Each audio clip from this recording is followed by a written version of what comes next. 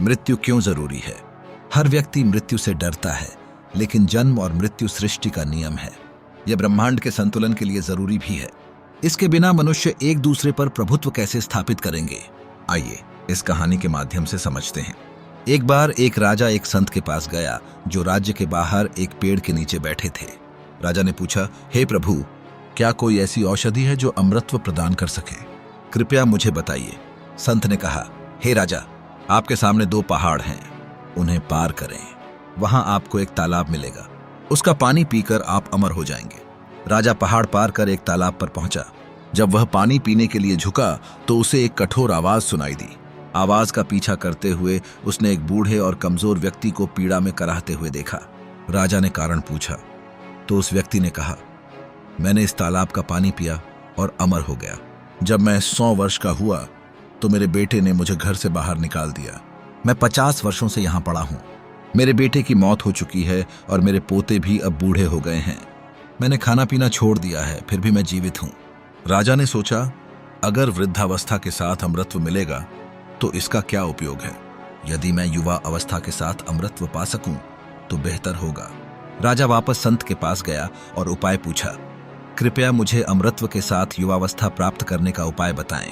संत ने कहा, तालाब पार करने के बाद आपको एक और पहाड़ मिलेगा, उसे पार करें और आपको पीले फलों वाला एक पेड़ मिलेगा। उस पेड़ का एक फल खाएं, जिससे आपको अमृतत्व के साथ साथ युवावस्था भी मिलेगी। राजा ने दूसरा पहाड़ पार किया और वहां पीले फलों वाला पेड़ देखा। जैसे ही उसने फल तोड़ने के लिए हाथ बढ़ाया, उसे झगड़े और लड़ाई की आवाजें सुनाई दी। उसने सोचा, इस निर्जन जगह में कौन लड़ सकता है? राजा ने देखा कि 4 युवक जोर जोर से झगड़ रहे थे। राजा ने पूछा, तुम लोग क्यों लड़ रहे हो? उनमें से एक ने कहा, मैं 250 साल का हूं और मेरे दाहिनी ओर का व्यक्ति 300 साल का है। वह मुझे संपत्ति में मेरा हिस्सा नहीं दे रहा। जब राजा ने दाहिनी ओर के व्यक्ति से पूछा तो उसने कहा, मेरे पिता जो 350 साल के हैं अभी भी जीवित हैं और उन्होंने मुझे मेरा हिस्सा नहीं दिया है, तो मैं अपने पुत्र को हिस्सा कैसे दूं? उस व्यक्ति ने 400 साल के अपने पिता की ओर इशारा किया, जिन्होंने भी यही शिकायत की। उन्होंने राजा से कहा कि संपत्ति के इस अनंत विवाद के कारण गांव वालों ने उन्हें गांव से बाहर निकाल दिया। राजा यह सब सुनकर आश्चर्यचकित हो गया और संत के पास वापस लौटा। उसने कहा, धन्यवाद, आपने मुझे मृत्यु का महत्व समझाया। संत ने कहा, इस संसार में प्रेम केवल मृत्यु के कारण है। मृत्यु की चिंता करने के बजाय हर दिन और हर पल आनंद से जियो। खुद को बदलो, दुनिया बदल जाएगी। भगवान का नाम लेने के फायदे।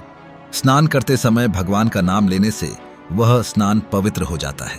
भोजन करते समय नाम लेने से भोजन प्रसाद बन जाता है। चलते समय नाम लेने से वह तीर्थ बन जाता है। खाना बनाते समय नाम लेने से वह भोजन प्रसाद बन जाता है। सोने से पहले भगवान का नाम लेने से वह ध्यानात्मक नींद बन जाती है। काम करते समय नाम लेने से वह भक्ति बन जाती है। घर में भगवान का नाम लेने से वह घर मंदिर बन जाता है। अगर आपको यह कहानी पसंद आई हो तो लाइक और सब्सक्राइब करें और अपने दोस्तों के साथ शेयर करें।